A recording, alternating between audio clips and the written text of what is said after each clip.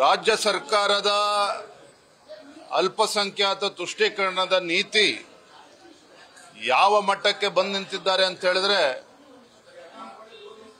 ಸರ್ಕಾರಿ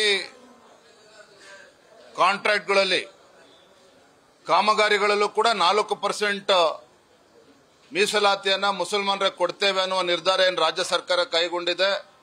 ಕ್ಯಾಬಿನೆಟ್ ಅಲ್ಲಿ ಕೂಡ ಏನು ಪಾಸ್ ಮಾಡಿದ್ದಾರೆ. ಮತ್ತೆ ಬಿಲ್ ಅನ್ನ ಸದನದಲ್ಲೇನು ತರೋದಕ್ಕೆ ಹೊರಟಿದ್ದಾರೆ. ಭಾರತೀಯ ಜನತಾ ಪಾರ್ಟಿ ನಾವು ಸ್ಪಷ್ಟವಾಗಿ ವಿರೋಧವನ್ನು ಮಾಡ್ತೇವೆ. ಭಾರತೀಯ ಜನತಾ ಪಾರ್ಟಿ ನಾವು ಮುಸಲ್ಮಾನರ ವಿರೋಧಿಗಳಲ್ಲ.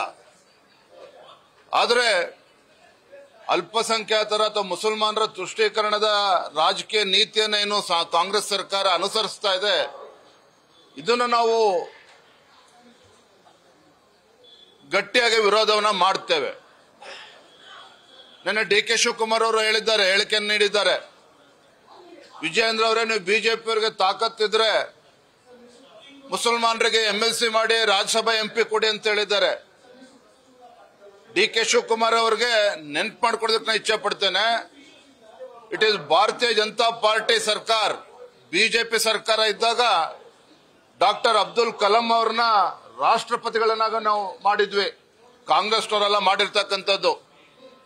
ಬಿಜೆಪಿ ಸರ್ಕಾರ ಬಂದ್ಮೇಲೆ ನಜ್ಮಾ ಹೆಪ್ತುಲ್ಲಾ ರಾಜ್ಯಪಾಲರನ್ನಾಗ ಆಯ್ಕೆ ಮಾಡಿದ್ವಿ. ನರೇಂದ್ರ ಮೋದಿಜಿ ಸರ್ಕಾರ ಬಂದ್ಮೇಲೆ ಜಸ್ಟಿಸ್ ಅಬ್ದುಲ್ ನಜೀರ್ ಅಂತ ಮಹಾನ್ ವ್ಯಕ್ತಿಗಳನ್ನ ರಾಜ್ಯಪಾಲರನ್ನಾಗಿ ಆಯ್ಕೆ ಮಾಡಿದ್ರು. ಮೊಹಮ್ಮದ್ ಆರಿಫ್ ಖಾನ್ ಅವ್ರನ್ನ ರಾಜ್ಯಪಾಲರನ್ನಾಗಿ ಆಯ್ಕೆ ಮಾಡಿದ್ರು. ಉಸ್ತಾದ್ ಬಿಸ್ಮಿಲ್ಲಾ ಖಾನ್ ಅವ್ರಿಗೆ ಭಾರತ ರತ್ನ ಅಂತಕ್ಕಂಥ ಉತ್ಕೃಷ್ಟ ಗೌರವವನ್ನ ಕೊಟ್ಟಿರ್ತಕ್ಕಂಥದ್ದು ಕಾಂಗ್ರೆಸ್ನವರಲ್ಲ, ನರೇಂದ್ರ ಮೋದಿಜಿ ಸರ್ಕಾರ ನೀಡಿರ್ತಕ್ಕಂಥದ್ದು. ನಾನು ಮೊನ್ನೆ ಡಿ ಕೆ ಶಿವಕುಮಾರ್ ಅವರಿಗೆ, ರಾಜ್ಯದ ಮುಖ್ಯಮಂತ್ರಿಗಳಿಗೆ ಕೇಳೋದಕ್ಕೆ ಇಚ್ಛೆ ಪಡ್ತೇನೆ. ಇವತ್ತು ಅಲ್ಪಸಂಖ್ಯಾತ ತುಷ್ಟೀಕರಣದ ನೀತಿಗಳು ಇವತ್ತು ನಿನ್ನೆದಲ್ಲ. ಇವತ್ತು ನೆನ್ಪು ಮಾಡಿಕೊಡೋದಕ್ಕೆ ಇಚ್ಛೆ ಪಡ್ತೇನೆ. ನಿಮ್ಮ ಪಕ್ಷದ ಶಾಸಕರಾಗಿದ್ದಂತ ಅಖಂಡ ಶ್ರೀನಿವಾಸ್ ಮೂರ್ತಿ, ಒಬ್ಬ ದಲಿತ ಶಾಸಕ, ಮನೆಗೆ ಅವತ್ತು ಮುಸ್ಲಿಂ ಗುಂಡಾಗಳು ಮನೆಗೆ ನುಗ್ಗಿ ಬೆಂಕಿ ಹಚ್ಚಿದ್ರಲ್ಲ, ಎಲ್ಲೋಗಿತ್ತು ನಿಮ್ಮ ದಲಿತ ಕಾಳಜಿ ಅವತ್ತು? ಅಂದ್ರೆ ಮುಸಲ್ಮಾನರಿಗೆ ಖುಷಿ ಪಡಿಸೋದಕ್ಕೋಸ್ಕರ ಯಾವ ಮಟ್ಟಕ್ಕೂ ಕೂಡ ನೀವು ಇಳಿತೀರಿ ಅನ್ನೋದಾದ್ರೆ, ಇವತ್ತು ಎಲ್ಲಾ ವರ್ಗದಲ್ಲೂ ಕೂಡ ಬಡವರಿದ್ದಾರೆ, ಹಿಂದೂಗಳಲ್ಲೂ ಕೂಡ ಬಡವರಿದ್ದಾರೆ.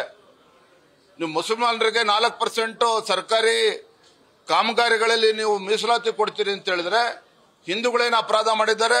ಹಿಂದೂಗಳಲ್ಲಿ ಬಡವರಿಲ್ವ ಹಾಗಾದ್ರೆ? ಹಾಗಾಗಿ ಭಾರತೀಯ ಜನತಾ ಪಾರ್ಟಿ ನಮ್ಮ ನಿಲುವು ಸ್ಪಷ್ಟವಾಗಿದೆ.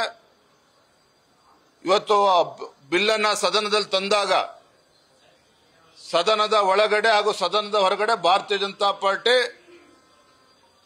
ಉಗ್ರ ಹೋರಾಟವನ್ನು ನಾವು ಮಾಡ್ತೇವೆ, ಪ್ರತಿಭಟನೆ ಮಾಡ್ತೇವೆ. ಇದು ತರೋದಕ್ಕೆ, ಇಂಪ್ಲಿಮೆಂಟ್ ಮಾಡೋದಕ್ಕೆ ಅವಕಾಶ ನಾವು ಕೊಡೋದಿಲ್ಲ. ಇದು ಸ್ಪಷ್ಟತೆ ನಮಗಿದೆ.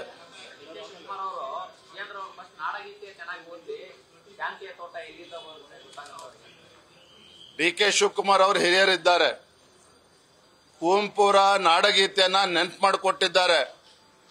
ಸರ್ವ ಜನಾಂಗದ ಶಾಂತಿಯ ತೋಟದ ನೆನಪನ್ನ ಮಾಡಿಕೊಟ್ಟಿದ್ದಾರೆ ಡಿ ಕೆ ಶಿವಕುಮಾರ್ ಅವರು. ನಾನು ತಮ್ಮ ಮೂಲಕ ಡಿ ಕೆ ಶಿವಕುಮಾರ್ ಅವರು ಹೇಳಕ್ಕೆ ಇಚ್ಛೆ ಪಡ್ತೇನೆ, ಇವತ್ತು ನಮ್ಮ ರಾಜ್ಯದಲ್ಲಿ ಸರ್ವ ಜನಾಂಗದ ಶಾಂತಿಯ ತೋಟಕ್ಕೆ ವಿಷ ಬೀಜವನ್ನ ಬಿತ್ತಕ್ಕಂತ ಕೆಲಸ ಇವತ್ತು ಯಾರು ಮಾಡ್ತಾ ಇದ್ದಾರೆ ಅಂತ ಹೇಳಿದ್ರೆ, ನಿಮ್ಮ ಕಾಂಗ್ರೆಸ್ ಸರ್ಕಾರ ಮಾಡ್ತಾ ಇದೆ, ಭಾರತೀಯ ಜನತಾ ಪಾರ್ಟಿ ಅಲ್ಲ. ಈ ವಿಷ ಬೀಜ ಬಿತ್ತುವ ಕೆಲಸ ಇವತ್ತೇನೋ ಸಿದ್ದರಾಮಯ್ಯನವರು, ಡಿ ಕೆ ಶಿವಕುಮಾರ್ ಅವರು ಮಾಡಕ್ ಕೊಟ್ಟಿದ್ದಾರೆ. ಇದನ್ನ ಭಾರತೀಯ ಜನತಾ ಪಾರ್ಟಿ ಪ್ರತಿಭಟಿಸುತ್ತದೆ. ಇದಕ್ಕೆ ಅವಕಾಶನ ನೀಡೋದಿಲ್ಲ. ಧನ್ಯವಾದ. ಅವ್ರ ಗವರ್ಮೆಂಟ್ ಆರ್ಡರ್ ತೆಗೆದು ನೋಡ್ಲಿ.